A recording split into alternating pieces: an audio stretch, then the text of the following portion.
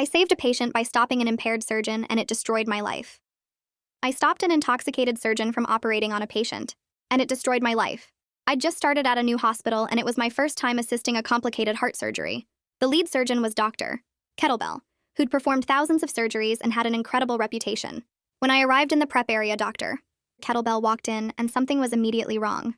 He stumbled slightly when he moved. His words were slurred when he greeted the team. And when he got close to me to look at the patient chart, I smelled alcohol on his breath. He was drunk. My stomach dropped because this couldn't be happening. The patient was already being prepped for anesthesia in the next room.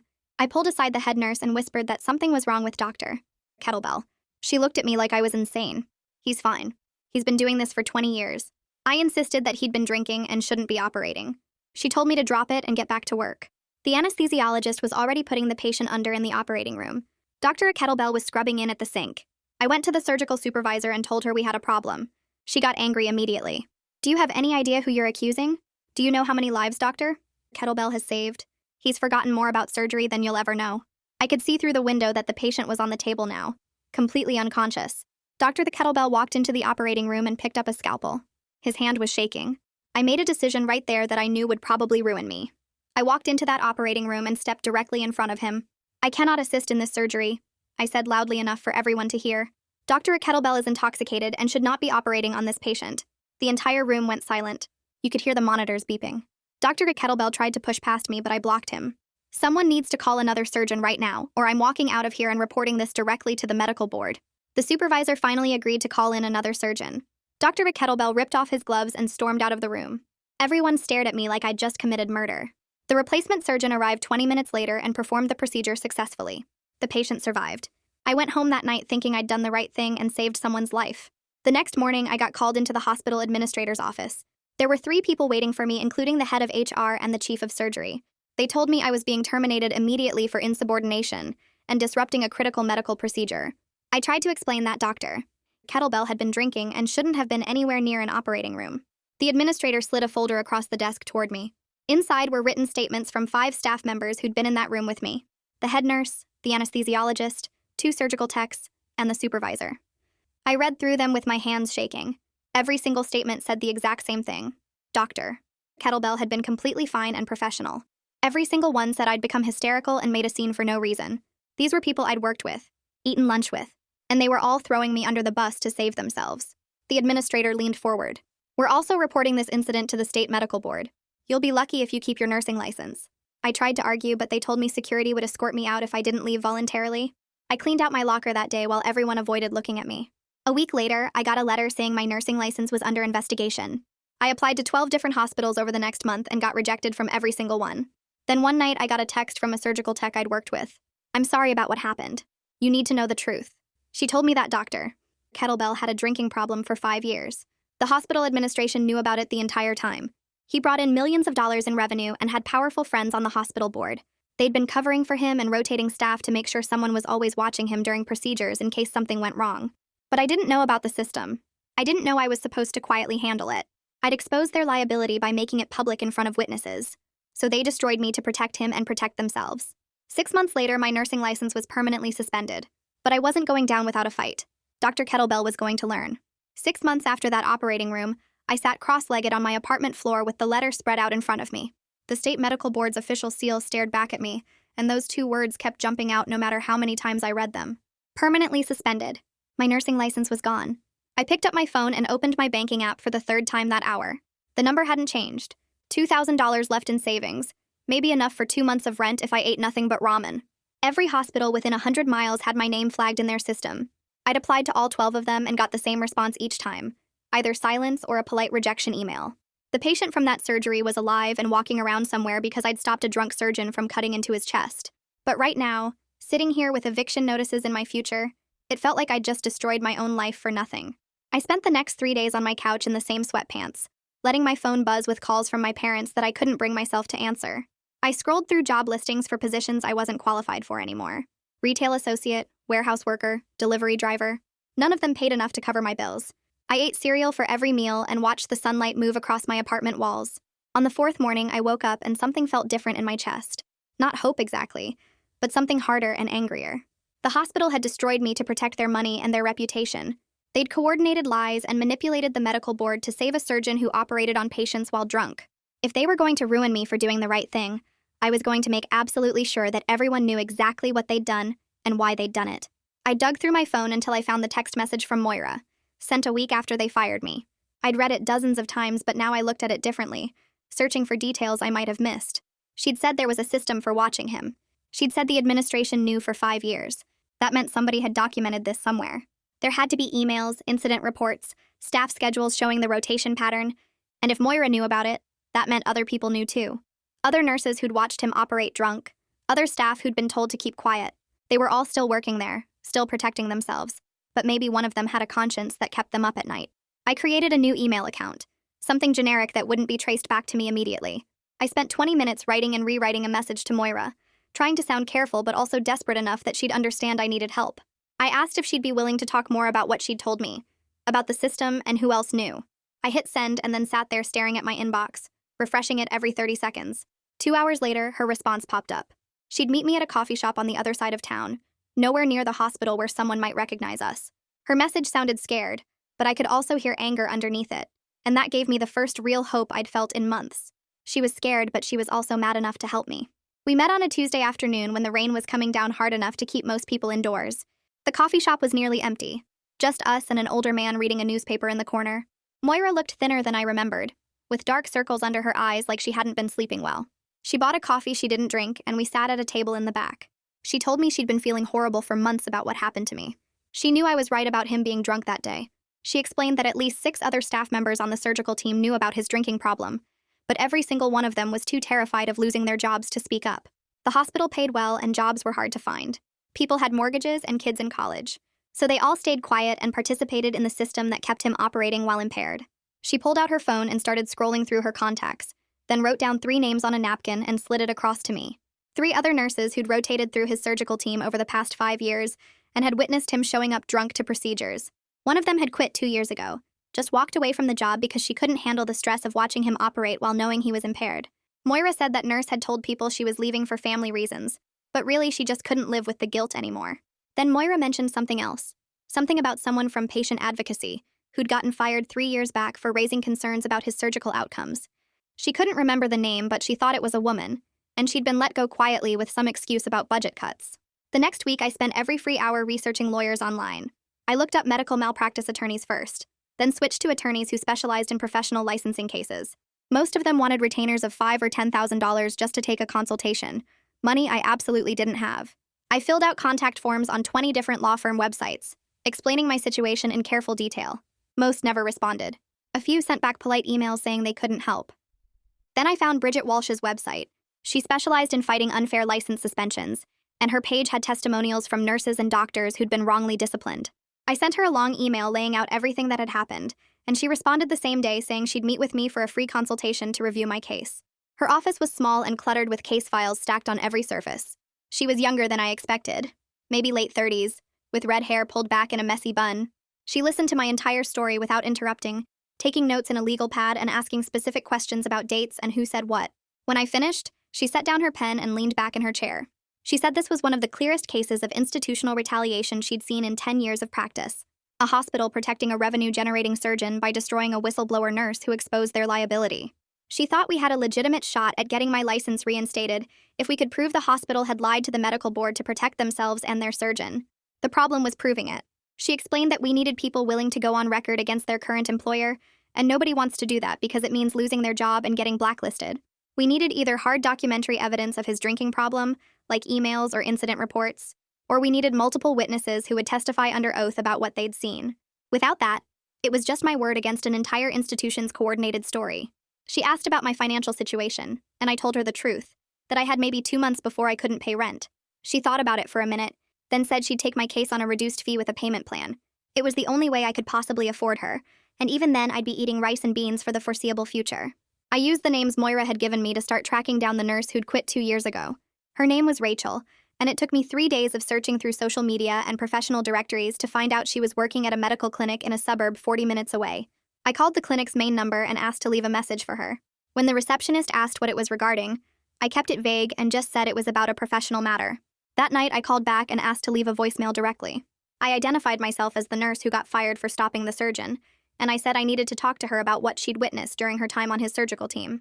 I left my number and hung up, then spent the rest of the evening wondering if she'd actually call back or if she'd delete the message and pretend she never heard it.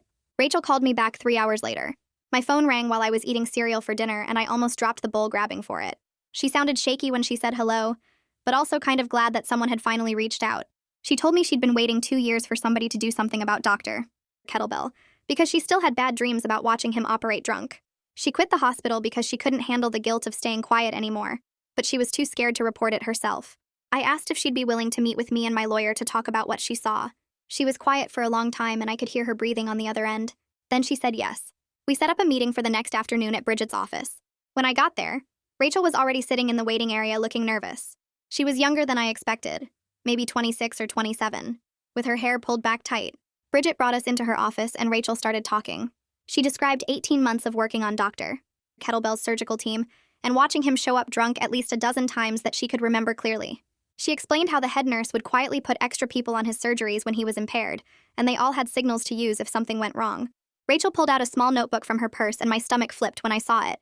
She'd kept personal notes with dates and details because she was so upset by what was happening. Bridget's eyes got wide when she started flipping through the pages. The notes had specific dates, types of surgeries, and descriptions of Dr. Kettlebell's behavior. Rachel had written things like slurred speech, unsteady hands, and smelled like alcohol. Head nurse assigned 2 extra techs. Bridget asked if she could make copies, and Rachel nodded. She said she'd kept the notebook hidden in her apartment for 2 years, not knowing what to do with it. Over the next week, Bridget worked on putting together a formal complaint to the state medical board. She included Rachel's written statement and copies of her notes. The complaint laid out everything we knew about Dr. Kettlebell's drinking problem and the hospital's system for covering it up. Bridget also filed paperwork to appeal my license suspension using this new evidence. She said Rachel's testimony was exactly what we needed because it proved I wasn't making things up or being dramatic. 2 weeks after we filed the complaint, my phone rang from a number I didn't recognize. The woman on the other end said her name was Heather Zimmerman, and she used to work in patient advocacy at the hospital. She'd been fired 3 years ago for raising concerns about Dr. Kettlebell's surgical problems. She told me she heard through people she used to work with that someone was finally investigating him, and she wanted to help. I gave her Bridget's contact information and we set up another meeting. Heather showed up with a manila folder stuffed with papers. She spread them out on Bridget's desk, and I saw incident reports and tracking sheets. Heather explained that she'd filed these reports about weird patterns in Dr. Kettlebell's complication rates. She'd noticed his bad outcomes were clustered on certain days and times. When she brought it to administration, they told her to stop tracking his surgeries. 2 months later, they fired her for performance issues that she said were made up. She'd kept copies of everything and had been working at a different hospital ever since. Bridget looked through the documents and got excited. She said between Rachel's notes and Heather's incident reports, we had enough to really push the medical board investigation. Then she brought up something that made my chest tight. She thought we should consider going to the media because sometimes public pressure moves things faster than legal processes. I felt sick thinking about making myself more public when I was already struggling to find work. But my savings account was almost empty, and I was running out of options. The medical board sent a letter a few days later saying they were reviewing our complaint. The letter said these investigations usually take 6 to 12 months. My license appeal was moving just as slowly through all the official channels. Bridget warned me that the hospital had expensive lawyers who would fight us at every step, and this whole thing could take over a year to finish. I started applying for any job I could find that didn't require a nursing license. A diner 3 blocks from my apartment was hiring waitresses, and I took the job even though the pay was terrible. The work was harder than I expected after years of nursing. I spent 8-hour shifts carrying heavy trays and dealing with rude customers. My feet hurt so bad at night that I could barely walk to my bed. I came home every shift with grease stains on my clothes and smelling like fried food. My parents called and offered to send money, but they were both retired and living on fixed income. I told them I was doing okay even though I was barely making rent. 3 months into fighting the hospital, I hit a wall. I was exhausted all the time from working at the diner and stressed about money. The hospital was still running normally, and Dr. Kettlebell was still doing surgeries while I served pancakes to pay my bills. Nothing seemed to be changing no matter how hard we pushed. I called Bridget one night after a really bad shift and started crying on the phone. I asked her if we should just give up because it felt like we were fighting a system that was too big to beat. Bridget let me cry for a minute and then started talking in her calm lawyer voice. She reminded me that big institutions change slowly, but we were building a really strong case. She'd been gathering more evidence and had filed public records requests for Dr. Kettlebell's surgical complication rates. The hospital was fighting the requests hard, which she said actually made them look guilty. She told me to hang in there because we were making progress even if I couldn't see it yet.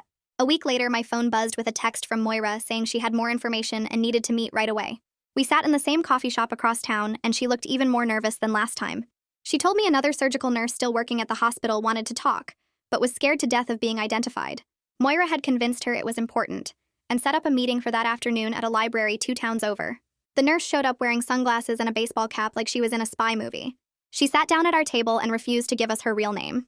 She said she'd been on Dr. and Kettlebell's team for 8 months and had watched him show up drunk to surgery twice in the past 3 weeks. She described how the first time was a valve replacement and his hands were shaking, so bad that the head nurse had to guide his movements without making it obvious. The second time was just 10 days ago during a bypass, and he could barely stand up straight at the table. The team had to work around him and basically perform the surgery while he pretended to be in charge. She said both patients survived, but it was pure luck and the skill of everyone else in that room. I asked her why nobody stopped him, and she just stared at me like I was stupid. She said everyone knew what happened to me and nobody was willing to lose their job and license like I did. After she left, I felt sick knowing he was still operating on people while drunk, and the whole system was just letting it happen. The anonymous nurse had given us something even more valuable, though. She explained that the hospital had an informal system they called the Kettlebell Protocol, where certain senior staff got assigned to his surgeries, specifically to watch for signs he was too drunk. She said they had code words to signal each other if he was impaired. If someone said they needed more suction, it meant his hands were shaking. If someone asked about the patient's temperature, it meant he was slurring his words. If someone mentioned the time, it meant he was so drunk they needed to take over without him noticing. She described how they'd been using this system to prevent disasters for at least 4 years that she knew of. They had a rotation of experienced nurses and techs who knew how to quietly manage him during procedures. The senior staff would position themselves strategically around the table, so they could intervene quickly if needed. She said they'd successfully prevented multiple catastrophic errors by essentially performing surgeries while Dr. Kettlebell stood there pretending to be in charge. The whole thing was coordinated and organized, which meant the administration had to know about it. Nobody creates a system like that without approval from the top. Bridget's eyes got huge when I told her about the protocol. She said this was exactly the smoking gun we needed because it proved the hospital administration knew about Dr. Kettlebell's drinking problem and created an organized system to manage it instead of stopping him. She started talking fast about how this showed deliberate knowledge and institutional liability. She could subpoena internal hospital communications about surgical team assignments and scheduling records related to Dr. Kettlebell. If we could prove they were deliberately rotating certain staff to watch him, it would destroy their defense that they didn't know he had a problem. She filed the subpoena that same week, requesting all emails and memos about Dr. Kettlebell's surgical assignments going back 5 years. The hospital's lawyers responded within 2 days, fighting the subpoena and claiming it was overly broad and violated privacy. Bridget said their aggressive response actually helped us because it showed they were scared of what those records would reveal. She filed a motion to compel, and we had a court hearing scheduled for 6 weeks out. 4 months into the investigation, my boyfriend told me he was done. We were sitting in my apartment after I'd worked a double shift at the diner and spent 3 hours on the phone with Bridget going over case details. He said he couldn't watch me destroy myself over something that might never be resolved. He said I was obsessed and it was taking over my entire life. He told me I needed to just move on and accept what happened and start rebuilding instead of fighting a battle I couldn't win. I tried to explain that this wasn't just about me anymore, but about stopping Dr. Kettlebell from hurting patients. He said I was using that as an excuse to avoid dealing with my own life falling apart. He said he loved me, but he couldn't be with someone who was so consumed by anger and revenge that she couldn't see anything else. We fought for 2 hours and he finally left and didn't come back. I spent the next week crying between dinner shifts and barely sleeping. I'd lost my career and now I'd lost the person I thought would stand by me through this. Every morning I woke up in my empty apartment and had to force myself to get out of bed and go serve coffee to people who had normal lives. My parents drove 6 hours to visit me after they heard about the breakup. My mom took one look at my apartment and started crying. The place was tiny and kind of dirty because I'd been too exhausted to clean. I'd lost probably 15 pounds from stress and eating irregularly because I couldn't afford much food after paying rent and legal fees. My mom wanted me to pack up and come home with them and give up this whole fight. She said it was killing me and nothing was worth destroying my health and happiness like this. My dad didn't say much at first, but after my mom went to the bathroom, he pulled me aside. He told me quietly that he was proud of me for standing up for what was right, even though it was costing me everything. He said most people would have given up by now, and the fact that I was still fighting meant I had more courage than he'd ever had. He slipped $200 into my hand before they left and told me not to tell my mom. It was the first time in months that I felt like someone actually understood why I couldn't just let this go. I started having panic attacks before my shifts at the diner. Every time I saw someone walk in wearing scrubs for breakfast, my chest would get tight and I couldn't breathe right. My hands shook so bad when I poured coffee that I spilled it twice in one morning. I broke 3 plates in 2 weeks because my hands wouldn't stop trembling when I picked them up. The diner manager finally pulled me aside during a slow afternoon and asked if I was okay. Something about the way she asked just broke me, and I started crying right there in the kitchen. I told her the whole story about Dr. Kettlebell and losing my license and how I was barely holding myself together. I expected her to be annoyed that I was falling apart at work, but instead she just listened. She surprised me by being incredibly kind about the whole thing. She said her sister had died from a surgical error 15 years ago, and she understood why this mattered so much to me. Her sister had gone in for a routine procedure, and the surgeon made a mistake that caused massive bleeding. She died on the table, and the hospital claimed it was an unavoidable complication. Her family never got real answers about what happened. The manager said if I was fighting to prevent that from happening to other families, then she wanted to help however she could. She changed my schedule to give me more flexible hours so I could attend meetings with Bridget and court appearances. She said I could take time off when I needed it without worrying about losing the job. It was the first time in months that someone had shown me real compassion without judging me for not moving on. I went home that night feeling slightly less alone in all of this. 5 months after we filed the complaint, the medical board finally interviewed Dr. Kettlebell as part of their investigation. Bridget heard through her contacts at the board that he'd denied having any drinking problem and claimed I was an unstable new employee who panicked during a routine surgery. He said I'd misinterpreted normal surgical stress as impairment because I was inexperienced and overwhelmed. His lawyers had provided the same 5 statements from the staff members who originally lied about what happened that day. They painted me as someone who cracked under pressure and made false accusations to cover up my own inadequacy. Bridget said his defense was predictable, but frustrating because he had expensive lawyers coaching him on exactly what to say. The medical board investigation was moving slowly, and we still didn't have enough evidence to overcome all the people willing to lie for him. Bridget decided to track down the anesthesiologist who'd been in the operating room that day and signed a statement saying, "Dr. Kettlebell was fine." She called him and explained that she was representing me in the license appeal and wanted to talk about what he actually witnessed. She offered him immunity from any consequences if he'd tell the truth about Dr.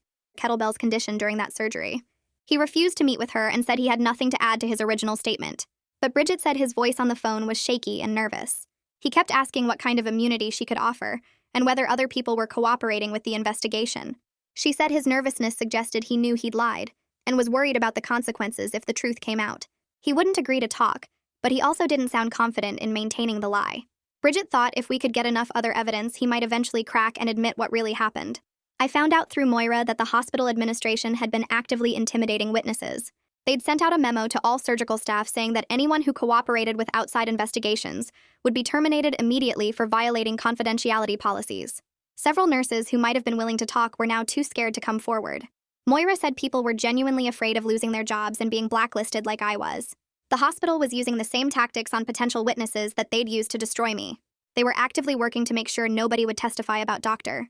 Kettlebell's drinking or the protocol they'd created to manage him. Every time we got close to finding someone willing to talk, the hospital would shut them down with threats. I felt like we were fighting an opponent with unlimited resources and no conscience about destroying anyone who got in their way. 6 months in, and my apartment looked like someone had given up on life. Dirty dishes filled the sink because I kept forgetting to run the dishwasher. Laundry piled up in corners because folding clothes felt impossible when I could barely get out of bed. I'd lost 15 pounds from skipping meals and surviving on coffee and whatever was easiest to grab. The nightmares came every night now. Always the same scene of walking into that operating room and everyone staring at me like I'd done something terrible. I'd wake up at 3 in the morning with my heart racing and couldn't fall back asleep. I called Bridget on a Wednesday afternoon from my couch where I'd been sitting for 2 hours staring at job rejection emails. My voice cracked when I told her I didn't think I could keep doing this anymore. The hospital had unlimited money for lawyers, and I was working double shifts at the diner just to pay rent. Every time we got close to finding evidence, they shut us down or threatened witnesses into silence. Bridget listened quietly and then asked me to meet her at her office the next morning because she had something to discuss. I almost said no because getting dressed and leaving my apartment felt overwhelming, but something in her voice made me agree. That same week, everything changed in a way I never expected. Bridget called me Thursday morning before I even got to her office and told me to come in immediately. A patient who'd had surgery with Dr. Kettlebell 2 years ago had contacted her after hearing about the investigation through medical community gossip. The patient's name was Eric, and he'd had a valve replacement that resulted in major complications requiring 2 additional surgeries to fix. He told Bridget that during the original surgery, he remembered waking up briefly from anesthesia and hearing the surgical team arguing in panicked voices. He'd always suspected something went wrong that they didn't tell him about because the team seemed disorganized and scared when he came out of recovery. His medical records showed complications that shouldn't have happened with a routine valve replacement. Eric was willing to testify about his experience and let us review his complete surgical records. I sat in Bridget's office reading through Eric's file and felt hope for the first time in months. This was outside verification from someone who had no reason to lie and everything to lose by coming forward. Then on Friday, another former patient called Bridget's office. This woman named Linda had a bypass surgery with Dr. Kettlebell 18 months ago and experienced unusual bleeding that required emergency intervention. She remembered the anesthesiologist looking worried and extra nurses being called into the operating room. Over the next 2 weeks, 3 more patients contacted us. Each one had surgeries with Dr. Kettlebell, and either had complications or remembered the surgical team acting strangely. One patient's son was a lawyer who offered to help us organize all the patient testimonies and medical records into a format the medical board couldn't ignore. We met with all 5 patients over a 10-day period and recorded their statements. Every single story included details about panicked staff members or unusual complications that suggested something was wrong during their surgeries. One patient named Robert remembered his wife telling him that Dr. Kettlebell had seemed unsteady on his feet when he came to check on Robert before surgery. The patient testimonies changed everything because they provided verification from people outside the hospital system. These weren't staff members who could be intimidated or fired. These were patients who'd trusted Dr. Kettlebell with their lives and deserved to know if something had been wrong. Bridget worked for 3 days straight, organizing all the statements and medical records into an amended complaint. She filed it with the state medical board on a Monday morning and requested an immediate suspension of Dr. Kettlebell's license pending full investigation. The complaint was 40 pages long and included detailed testimony from 5 patients, statements from Rachel and Heather, and documentation of the hospital's cover-up system. 2 weeks later, the local newspaper ran a small story on page 6 about a medical board investigation into a veteran surgeon at a major hospital. The article didn't name Dr. Kettlebell yet because the investigation was ongoing, but it mentioned allegations of impaired surgery and institutional cover-up. The hospital issued a statement the same day denying all allegations and defending their safety protocols. I read the article 3 times sitting at the diner counter during my break. It was the first time anyone outside our small group had acknowledged publicly that something might be wrong. The next morning, I got a call from an unknown number. The man on the phone identified himself as Scott Bowers, an investigative journalist for the newspaper who'd written the article. He asked if I was the nurse who filed the complaint against Dr. Kettlebell. My hands started shaking because talking to media felt dangerous after everything the hospital had done to destroy me. I told him I needed to call my lawyer before saying anything. Bridget called me back within an hour and said it might be time to go public with my story. The medical board investigation was moving, but slowly, and public pressure could speed things up. She suggested we meet with Scott to hear what he wanted before making any decisions. We met him at a coffee shop downtown on Thursday afternoon. Scott was probably 40 with graying hair and glasses, carrying a worn leather bag full of notebooks. He ordered coffee and pulled out a file folder before explaining that he'd been covering medical malpractice stories for 15 years. He listened to my entire story without interrupting, taking notes and asking specific questions about dates and who said what. When I finished, he sat back and looked genuinely angry. He told me he'd been investigating the hospital for other stories and had heard rumors about Dr.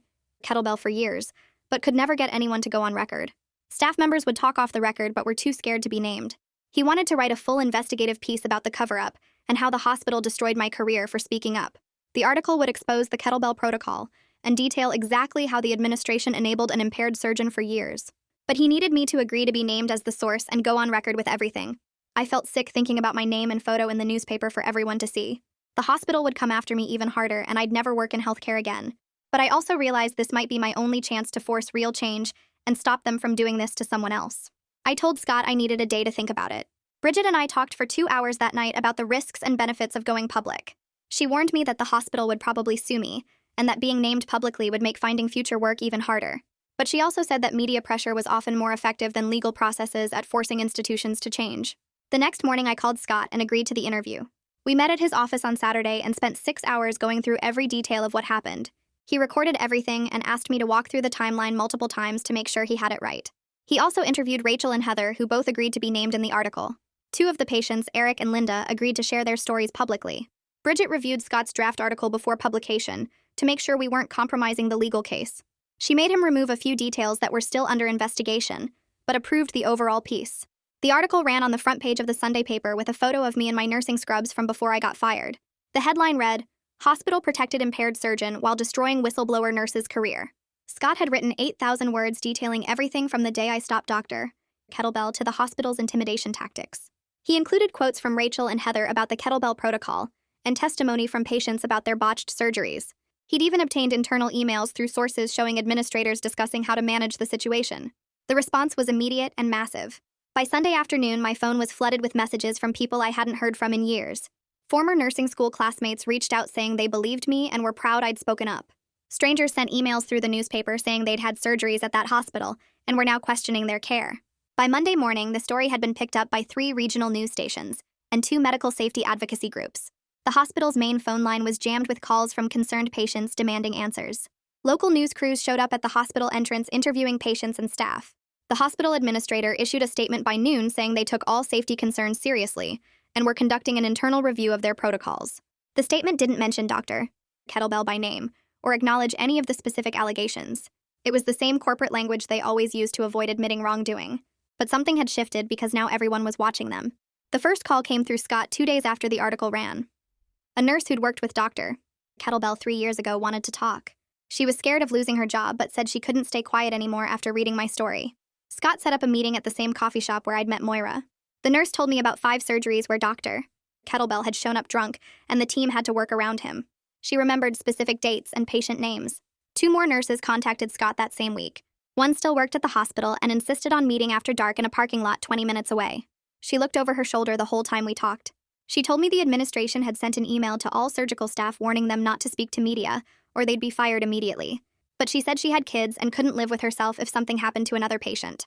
The 3rd nurse had quit 6 months ago and moved to a different state. She did a phone interview with Scott and described the rotation system in detail.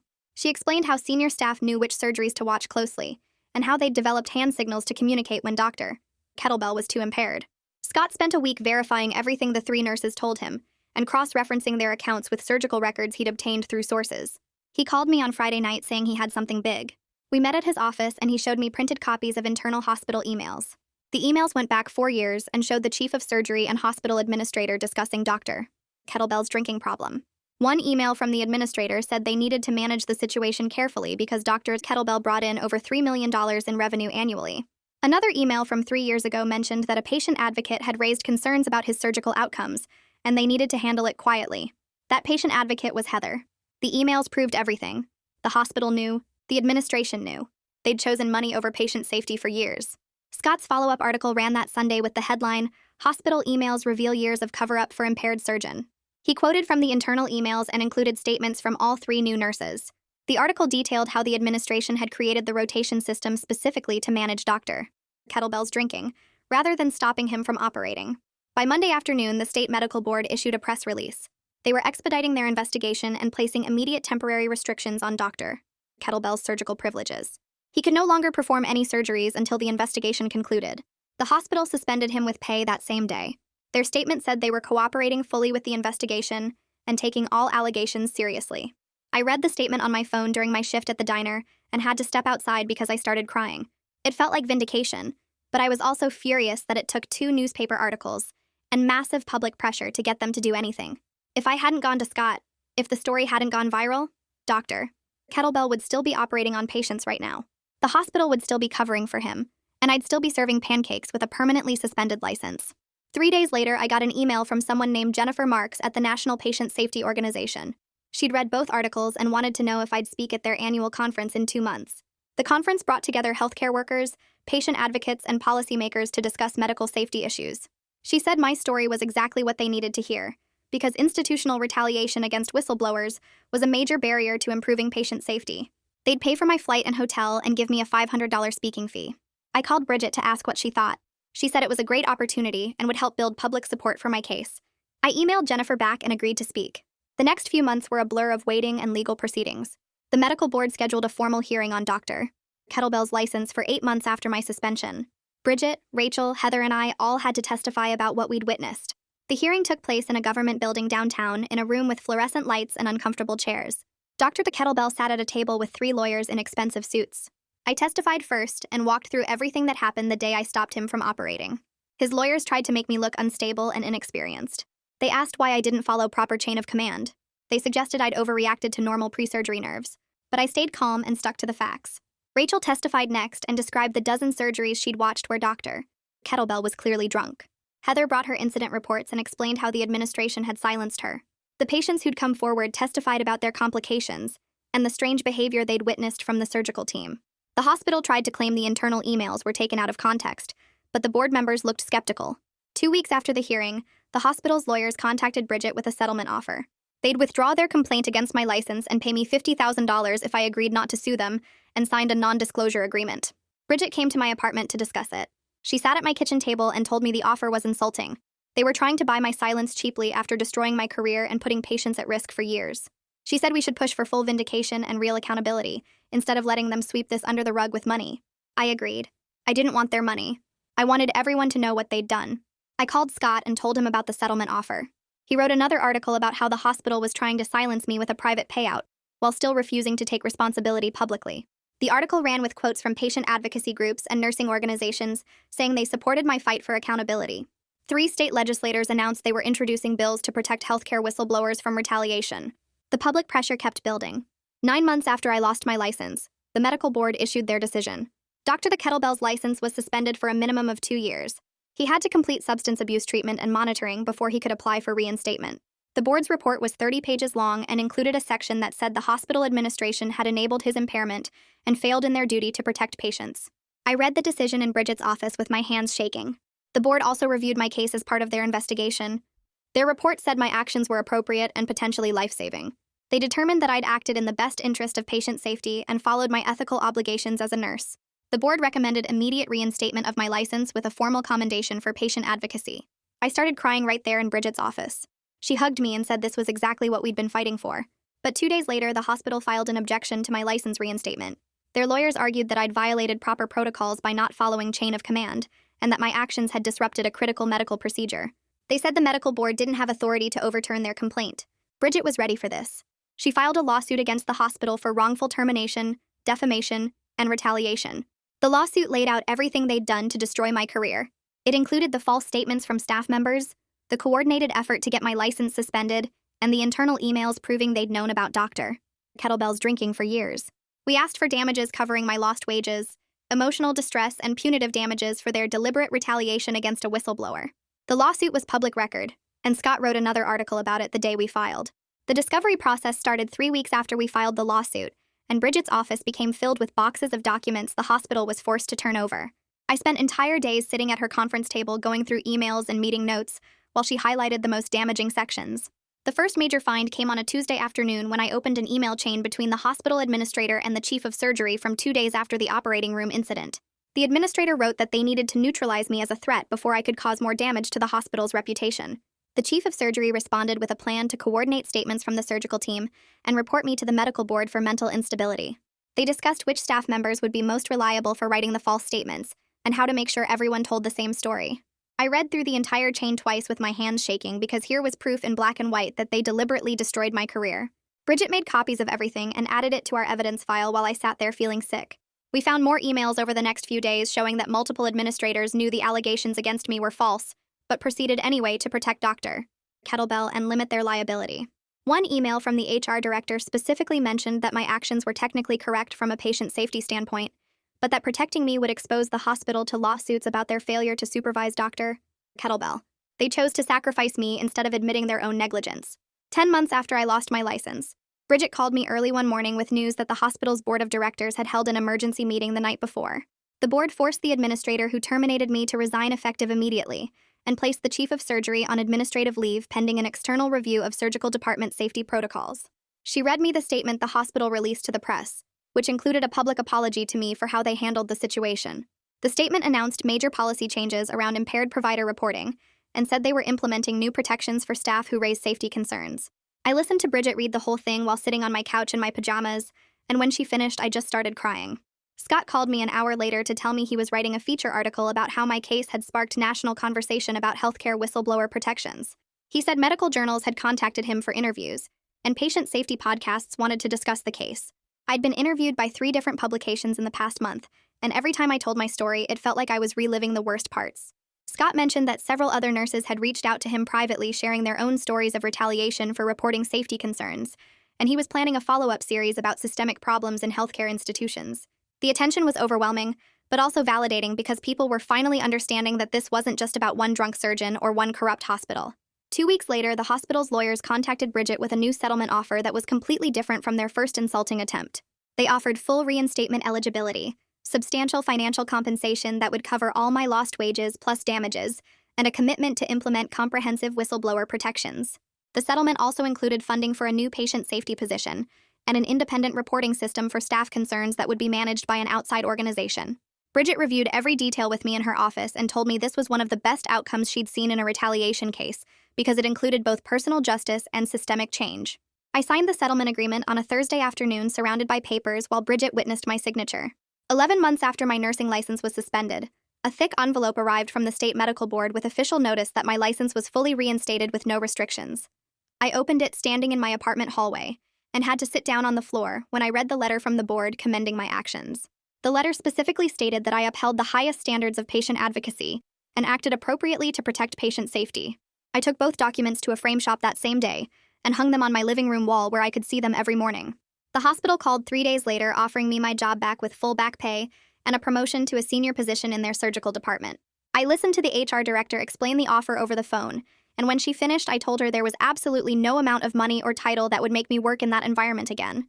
I thanked her for the call and hung up feeling lighter than I had in months. Within a week, I started getting calls from other hospitals asking if I was interested in positions, and several specifically mentioned they wanted to hire me because of my reputation for patient safety advocacy. A major teaching hospital 3 hours away called on a Monday morning with an offer to join their patient safety department. The position involved developing protocols for staff to report concerns without fear of retaliation and working with hospital leadership to create a culture of safety. The pay was significantly better than my old nursing job, and the director explained that they wanted someone with real experience standing up for patients. I accepted the position during that same phone call and started making plans to move. The patient safety conference was held in a hotel ballroom with about 300 healthcare workers attending, and I was scheduled to speak on the second day. I stood at the podium looking out at all those faces and told them exactly what happened to me from the moment I smelled alcohol on Dr. Kettlebell's breath to the day my license was reinstated. When I finished talking about how speaking up cost me everything but staying silent would have cost more, the entire room stood up and applauded. Multiple healthcare workers approached me afterward to share their own experiences with retaliation, and several were crying when they thanked me for speaking up. I exchanged contact information with at least 20 people and realized that my terrible experience had created an opportunity to help change how the system treats people who do the right thing. Scott sent me a link to a news article 2 weeks later about Dr. Kettlebell entering an inpatient treatment program for alcohol addiction. The article included a public statement where he took full responsibility for his actions and acknowledged that he put patients at risk for years. He apologized specifically to me for allowing the hospital to destroy my career rather than admitting he had a problem and getting help. I read his statement 3 times trying to decide if it felt genuine and concluded that it probably was, but it didn't erase the year of hell I went through because of his choices. The hospital issued another statement the following week announcing that the 5 staff members who wrote false statements about me were all facing disciplinary action. 2 were terminated immediately, 2 were suspended without pay pending further review, and 1 resigned before the hospital could fire her. I read through the announcement sitting at my new desk in my new apartment and felt mostly sad that they chose to protect the institution instead of doing what was right. A few months later, I got an invitation in the mail to attend a national nursing conference where Moira was receiving a patient safety award. I bought a plane ticket and sat in the audience watching her walk across the stage to accept the award while hundreds of nurses applauded. After the ceremony, she found me in the crowd and hugged me tight. She told me she was leaving the hospital to work in nursing education because she wanted to teach students about speaking up for patients and doing the right thing even when it's hard. We exchanged phone numbers and started texting regularly, and she became one of my closest friends over the following months. My first day at the new hospital in patient safety felt completely different from any nursing job I'd ever had. I walked into the office and met the team who would be working with me to create reporting systems for staff concerns. We spent weeks developing protocols that would let nurses and doctors report unsafe practices without fear of getting fired.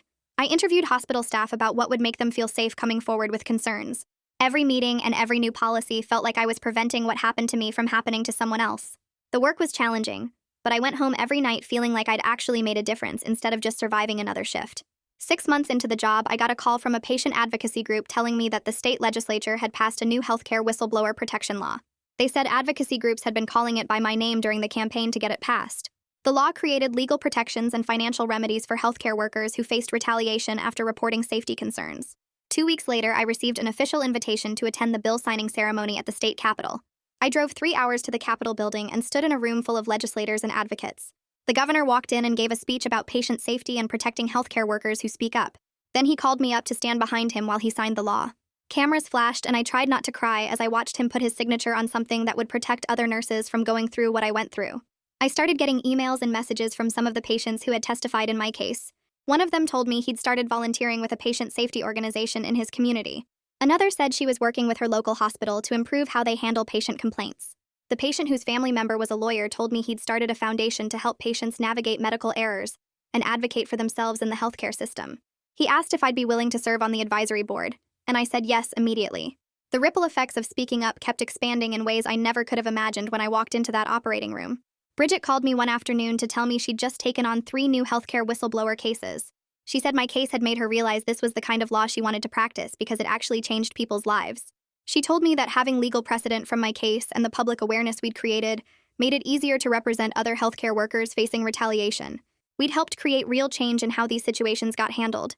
Hospitals were more careful now because they knew whistleblowers had legal protections and public support.